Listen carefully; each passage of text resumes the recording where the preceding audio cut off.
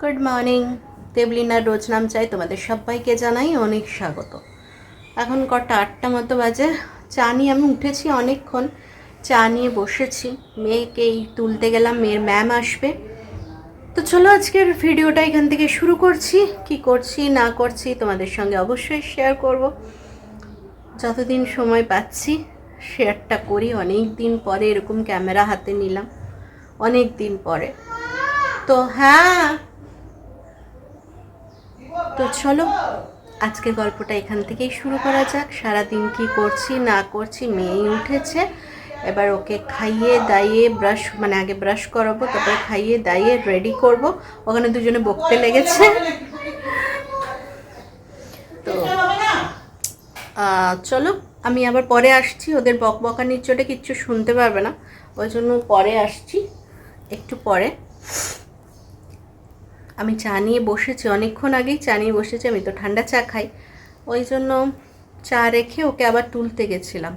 চাটা পুরো ফিনিশ করি, ওকে ব্রাশ করাই, তার মাঝখানে ওকে ব্রাশটা দিয়ে আসি, তারপর ওকে খাওয়াই, দিলে মোটামুটি কাজ শেষ। ওর ম্যাম আসবে, ও পড়তে বসে যাবে, আর আমাদের তারপর ওই দিকের কাজ শুরু হবে। তোমাদের হিয়ারানির ম্যাম আজকে হিয়ারানির ম্যাথ এক্সাম নেবে, ওই জন্য পড়তে লেগে গেছে। আজকে বলেছে ওর ম্যাথ এক্সাম নেবে, এই জন্য ম্যাথগুলো পড়ছে।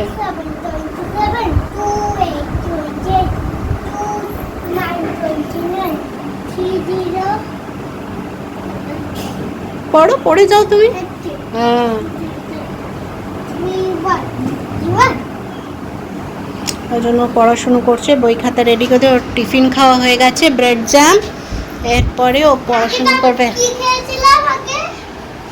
কি খেয়েছিলি? তো পড়ে নিই। আর এদিকে মা বসেছে তরকারি কাটতে। প্রথমে একটু পেঁপে কাটলো, পাকা পেঁপে, তারপর এখন সবজি কাটবে। কি রান্না হবে আজকে? ছোলা বড়ার ঝোল আর ছোলা বড়ার ঝোল আর পটল সেদ্ধ।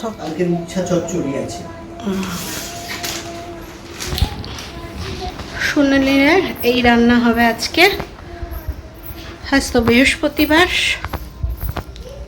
এক রান্না বেটুও খেয়ে নেবে, এই হচ্ছে ব্যাপার, বুঝলে।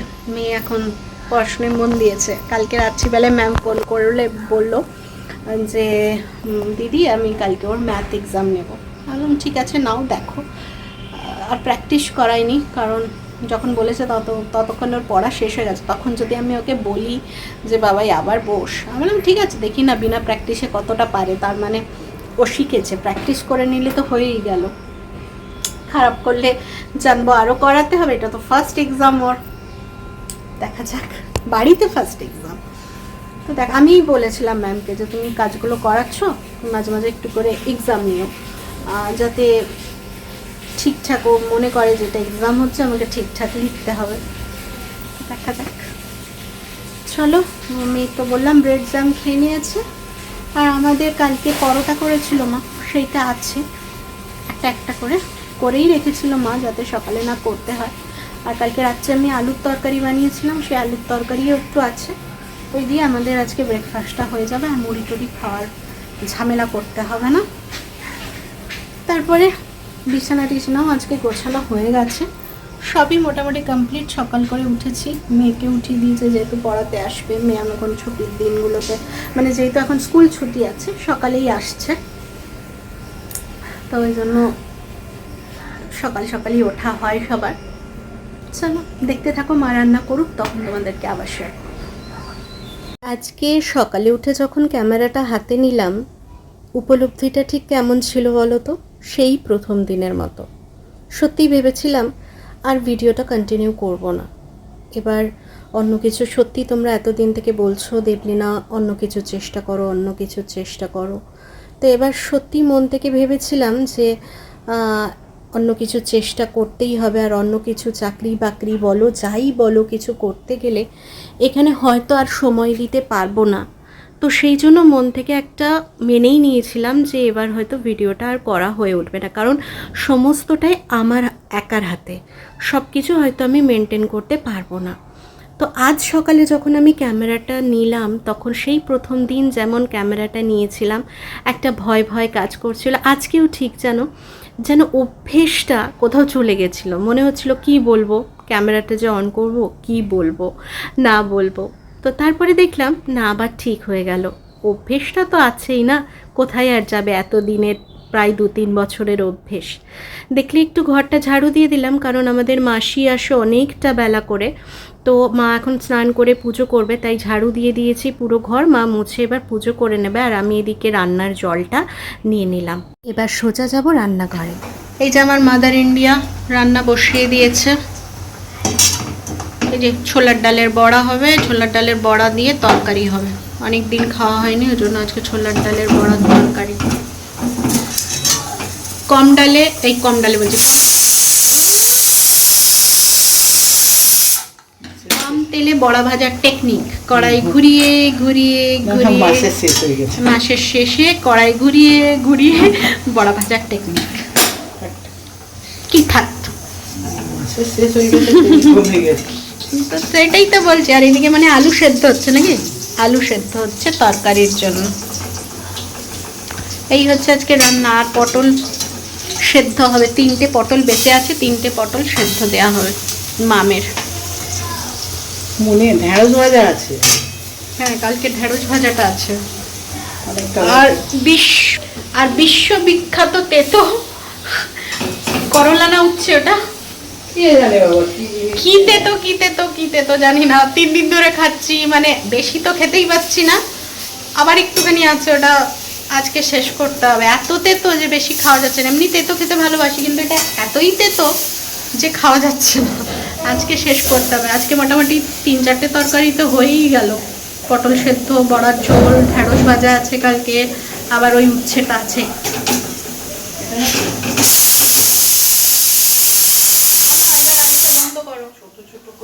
বড়া করেছি, আর কি করবো, সেটা 4টে করে হয়েছে, তাহলে হয়ে যাবে। একটু মোটা সকাল বিকাল তাহলে কি করে হবে আমার মেয়ে? তো মা এদিকে রান্না বসিয়েছে, শুধু বড়ার ঝোলটা হলেই হয়ে যাবে। আর আমিও ঘুরঘুর করছি, মেয়ে পড়ছে। ঘুরঘুর করছি বলতে আমরা খেলাম, আমি আর মা। এই যে মায়ের পুজো হয়ে গেল, এই দেখো মায়ের পুজো হয়ে গেছে। বৃহস্পতিবারের পুজো করে মা এবার রান্নাঘরে ঢুকেছে, বড়ার ঝোলটা বানাবে। আবার বলো না যে দেবলি না তুমি কেন রান্না করছো না, মা করবে বলেছে।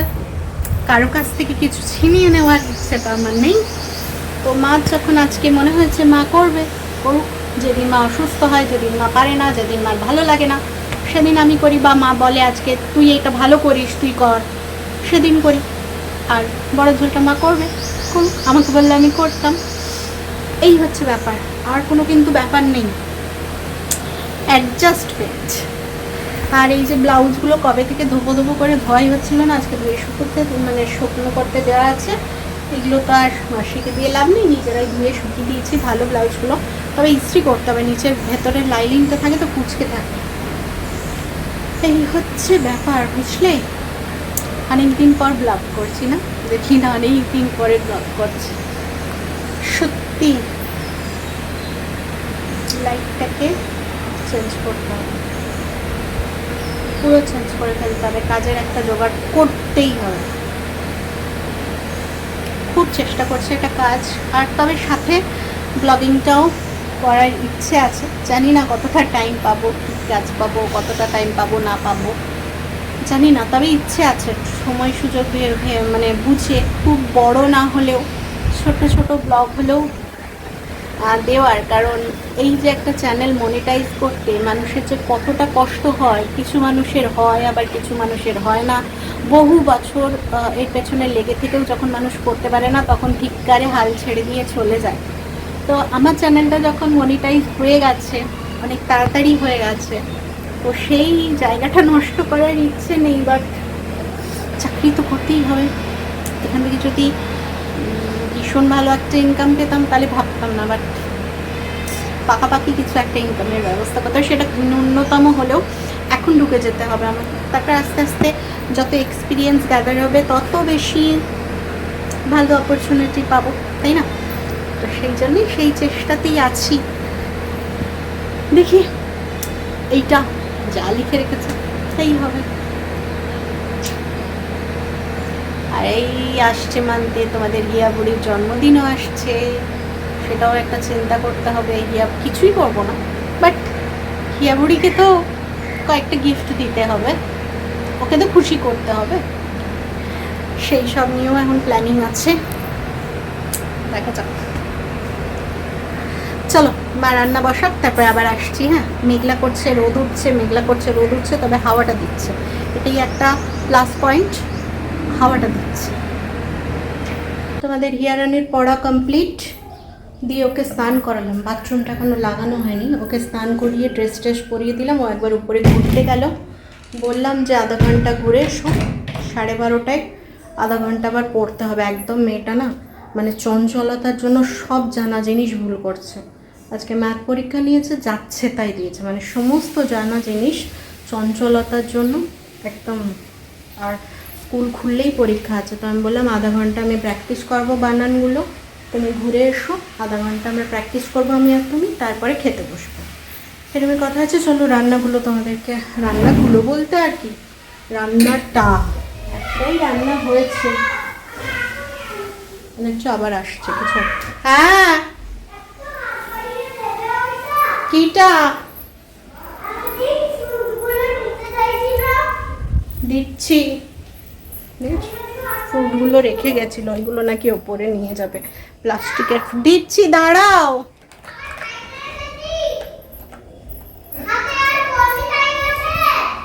হ্যাঁ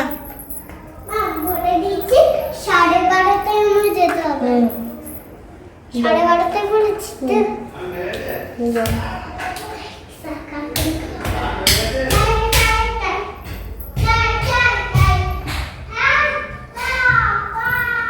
চলো, আর রান্না বলতে ভাত ফুটিয়ে রাখা আছে, আর কি, আর সেরকম তো কিছু নেই।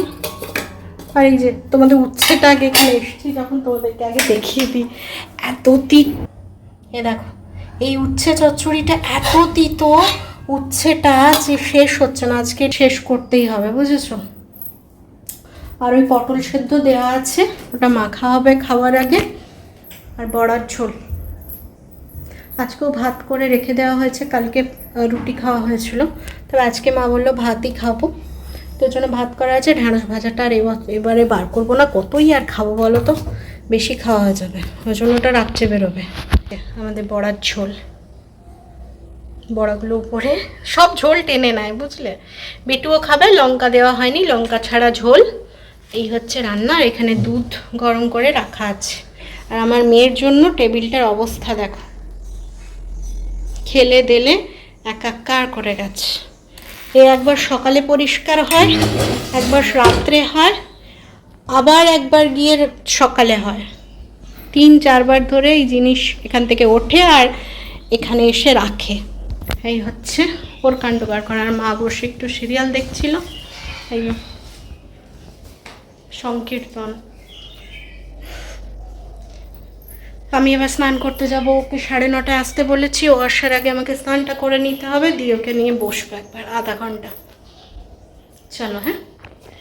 মেয়ে আমার ঠিক সময় ছাদ থেকে নেমে গেছে। আমি বলে দিয়েছিলাম ওপরে ঠাম্মিদেরকে বলবে যে আমি 12:30টায় নেমে যাব, 12:30টায় আমাকে একটু বলে দিও। তো ঠিক সময় নেমে চলে এসছে। আমিও স্নান টান করে রেডি হয়ে গেছি, দিয়ে মেয়েকে পড়াতে বসেছি।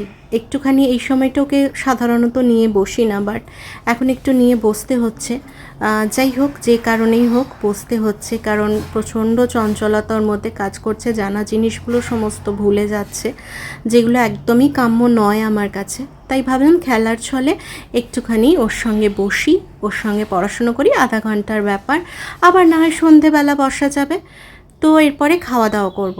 আর রান্নাবান্না তো তোমাদেরকে দেখিয়েই দিলাম যে কী রান্নাবান্না হয়েছে না হয়েছে, সেরম কিছুই এখন রান্নাবান্না হচ্ছে না, কারণ আর বেশি রান্না করে গরমে হবেই কি বলো তো। আর তাও দেখবে 3-4 পদ ঠিক হয়ে যায়, আগের দিনের টুকটাক থাকে, পরের দিনের 1-2টো করলেই 3-4 পদ ঠিক দাঁড়িয়ে যায়। তো কিন্তু কিছু করার নেই, আগের দিনে বেশি দুজনে কতটাই আর খাওয়া দাওয়া করব, রয়েই যায়, তো সেই জন্যই 3-4 পদও হয়ে যায়। এইদিকে দেখো খাওয়া দাওয়া করে মেয়েকে নিয়ে বেরিয়ে পড়েছি। আজ বৃহস্পতিবার, মেয়ের ড্রয়িং ক্লাস আছে। এখন 4টে মতো বাজে। এই যে আমার ছোট্ট হিয়া আগে আগে যাচ্ছে। আর ছোট্ট হিয়া বলা যাবে না তোমাদের, ছোট্ট হিয়া যা তাল গাছের মতো বাড়ছে, ও এখন বড় হিয়া হয়ে যাবে। প্রচণ্ড বাড়ছে জানো তো, একদম বড়দের মতো হয়ে যাচ্ছে। মানে একটা মেয়ে 4+ দেখলে বোঝা যায় না, ওর কথাবার্তা, ওর হাইট কেউ বলবে না, ভাববে সবাই ভাবে আমি বয়স লোকাচ্ছি, কিন্তু সেটা তো নয়। আমার মনে হচ্ছে ওর বাবার মতো হাইট পাবে, বাবার মতো না হলেও আমার মায়ের মতো তো হবেই। ভালোই হয়েছে, আমার মতো গেরু হচ্ছে না, লম্বাই হচ্ছে। তো চলো এবার ওকে ছেড়ে আসবো, ছেড়ে এসে তারপরে একটুখানি আবার রেস্ট নেব। আজকে তো ওয়েদারটা একটু দেখছি ভালো আছে, তারপরে রেস্ট নিয়ে আবার ওকে আনতে যাব। এই হচ্ছে এখন কাজ। মাকে এখন বেরোতে দিচ্ছি না, যেহেতু পায়ে চোট লেগেছে, আবার কোথায় কি হবে তাই। Good afternoon. হিয়াকে নিয়ে চললাম ড্রয়িং ক্লাসে, 4টে বাজে। আজকে তো ওয়েদারটা ভালো আছে জানো, হাওয়া দিচ্ছে, বেশ মেঘও আছে আকাশে, কিন্তু হাওয়াটা ভীষণ সুন্দর দিচ্ছে, ওই জন্য কষ্টটা হচ্ছে না দুজনের কারোরই, ভালো লাগছে। না হলে অন্যদিন এই সময়টায়, তাও তো 3:30 ছিল, আমি বলে কয়ে 4টে মানে বলেছি যে 4টের সময় করো, 4টে না হলে মেয়েটা যেতে খুব কষ্ট হয়।